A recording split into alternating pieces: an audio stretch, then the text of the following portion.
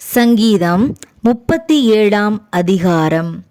பொல்லாதவர்களை குறித்து எரிச்சலடையாதே, நியாயக்கேடு செய்கிறவர்கள் மேல் பொறாமை கொள்ளாதே. அவர்கள் புல்லை போல் சீக்கிரமாய் அறுப்புண்டு பசும் பூண்டை போல் வாடிப்போவார்கள். கர்த்தரை நம்பி நன்மை செய், தேசத்தில் குடியிருந்து சத்தியத்தை மேய்ந்து கொள்.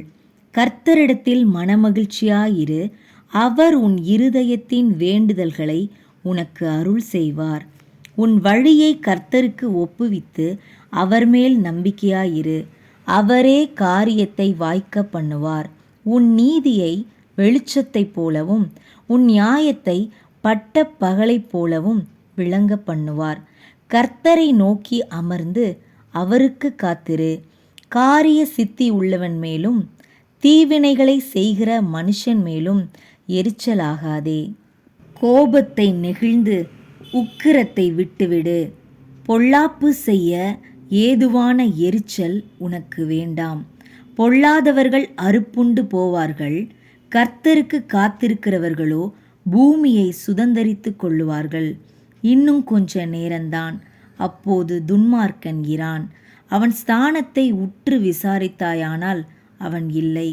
சாந்த குணமுள்ளவர்கள் பூமியை சுதந்தரித்து மிகுந்த சமாதானத்தினால் மனமகிழ்ச்சியாயிருப்பார்கள். துன்மார்க்கன் நீதிமானுக்கு விரோதமாய் தீங்கு நினைத்து அவன் பேரில் பற்கடிக்கிறான். ஆண்டவர் அவனை பார்த்து நகைக்கிறார், அவனுடைய நாள் வருகிறதென்று காண்கிறார். சிறுமையும் எளிமையும் ஆனவனை மடிவிக்கவும் செம்மை மார்க்கத்தாரை விழப்பண்ணவும் துன்மார்க்கர் பட்டயத்தை உருவி தங்கள் வில்லை நாணேற்றுகிறார்கள். ஆனாலும் அவர்கள் பட்டயம் அவர்களுடைய இருதயத்திற்குள் உருவிப்போம், அவர்கள் வில்லுகள் முறியும். அநேக துன்மார்க்கருக்குள்ள செல்வத் திரட்சியை பார்க்கிலும் நீதிமானுக்குள்ள கொஞ்சமே நல்லது. துன்மார்க்கருடைய புயங்கள் முறியும், நீதிமான்களையோ கர்த்தர் தாங்குகிறார். உத்தமர்களின் நாட்களை கர்த்தர் அறிந்திருக்கிறார், அவர்கள் சுதந்தரம் என்றென்றைக்கும் இருக்கும். அவர்கள் ஆபத்து காலத்திலே வெட்கப்பட்டு போகாதிருந்து பஞ்ச காலத்திலே திருப்தி அடைவார்கள். துன்மார்க்கரோ அழிந்து போவார்கள். கர்த்தருடைய சத்துருக்கள் ஆட்டுக்குட்டிகளின் நினத்தைப் போல் புகைந்து போவார்கள், அவர்கள் புகையாய் புகைந்து போவார்கள்.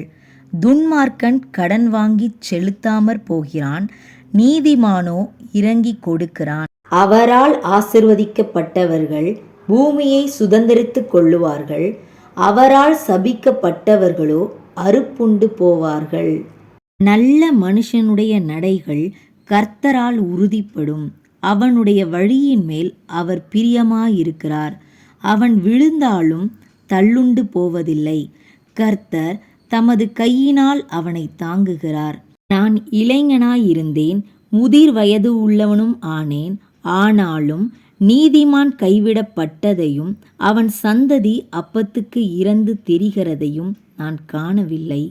அவன் நித்தம் இறங்கி கடன் கொடுக்கிறான், அவன் சந்ததி ஆசிர்வதிக்கப்படும். தீமையை விட்டு விலகி நன்மை செய், என்றென்றைக்கும் நிலைத்திருப்பாய். கர்த்தர் நியாயத்தை விரும்புகிறவர், அவர் தமது பரிசுத்தவான்களை கைவிடுவது இல்லை.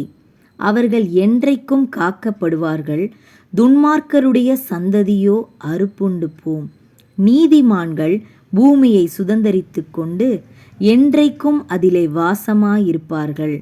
நீதிமானுடைய வாய் ஞானத்தை உரைத்து அவனுடைய நாவு நியாயத்தை பேசும்.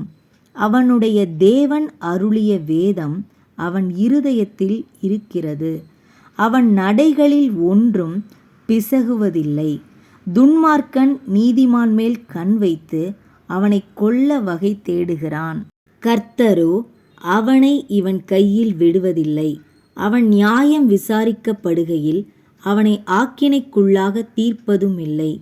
நீ கர்த்தருக்கு காத்திருந்து அவருடைய வழியை கைக்கொள், அப்பொழுது நீ பூமியை சுதந்தரித்து கொள்வதற்கு அவர் உன்னை உயர்த்துவார். துன்மார்க்கர் அறுப்புண்டு போவதை நீ காண்பாய்.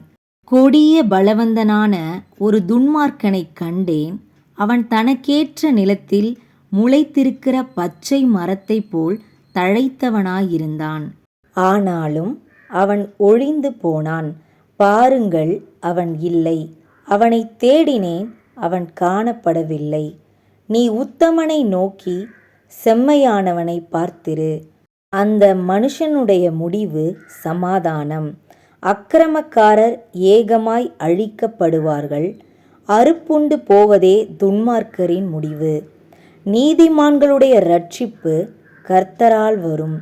இக்கட்டு காலத்தில் அவரே அவர்கள் அடைக்கலம். கர்த்தர் அவர்களுக்கு உதவி செய்து அவர்களை விடுவிப்பார். அவர்கள் அவரை நம்பியிருக்கிறபடியால் அவர்களை துன்மார்க்கருடைய கைக்கு தப்புவித்து இரட்சிப்பார்.